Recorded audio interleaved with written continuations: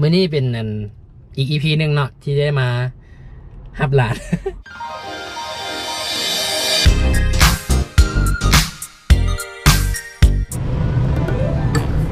มีอย่างก่อนให้อย่างก่อนเมื่อกี้ขนมใช่ไหมมีเงินวะโมมียืมเงินให้ยืมเงินเด้อจะเอาอะไรเท่าไหร่ไปเบิ่งกันไปใส่ใหม่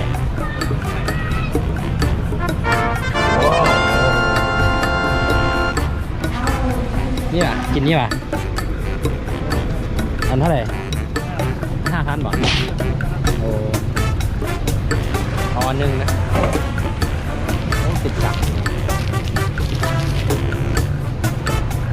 ขออนุญาตถ่ายได้เลยถ่ายเลยนะ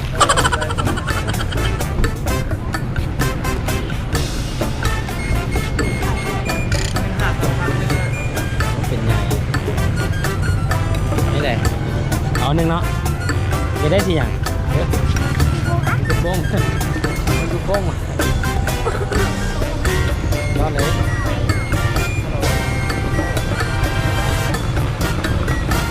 โอ้โหก้อนใหญ่เลยได้กินก้อนใหญ่แล้ว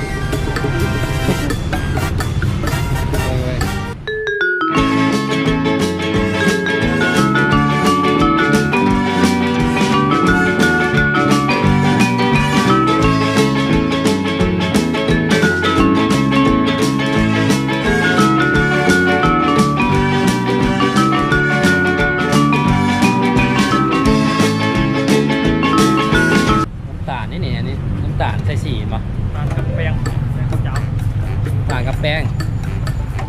รวมกันเนาะมาขายชั่วโมงวะโดนมาขายโดนมาขายนึงเวียดนามหมดเนี่ยเวียดนามเนาะเพราะว่าเห็นฮะตามซีอิ๊วเอ้ยแปลว่าอย่าง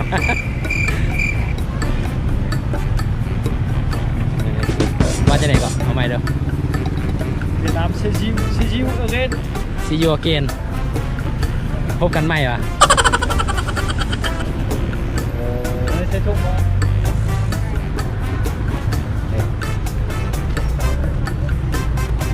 วันนี้ทำมาเองมากินใส่ไหมเปิดกล้องใส่ไหมกินปักอ่ะจ่ายเงินไหมมีเงินวะมียืมเงินเนี่ยเดี๋ยวจำยังไงก่อนจำกันแล้วมันต้องจำอย่างเดียวเสียงกันตลอดเลยจ่ายเพื่อนมานี่จ่ายเพื่อนจ่ายแล้วบอกเขาจ่ายแล้วบอกไปกลับบ้านไปหามือมาไปกลับบ้านพี่รถอยู่พี่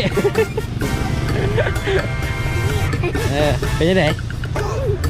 กินในเบิร์ดเด้อเบิร์ดกล้องไงมึงกล้องไง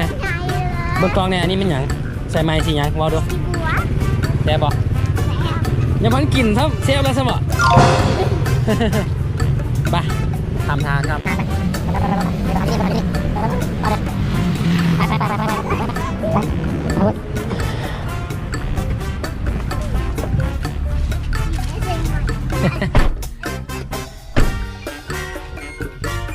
ยิบซื้อไปฝากแม่ป่ะ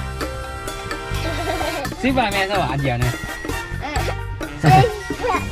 เขินฝากฝนซื้อฝากตัวเองวันนี้เป็นอีก EP หนึ่งเนาะที่ได้มาฮับหลานซื้ออย่างก่อนหลานซื้ออย่างน้ำฝนซื้อแท้ซื้อจินดาอ๋อวันนี้เป็นยังไงแต่งซื้อนี่ให้ดีใจวะดีใจกินเลยบอกกินโซเลยแกโซเลย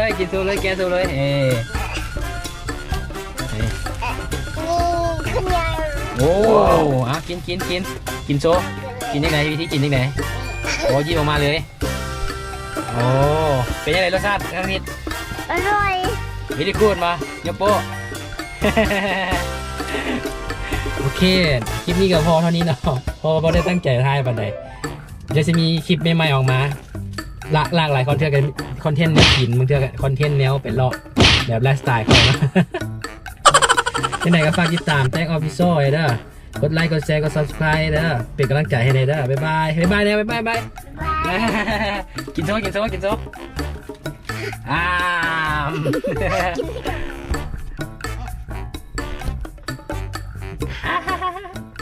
บายบายบายบายบายบาย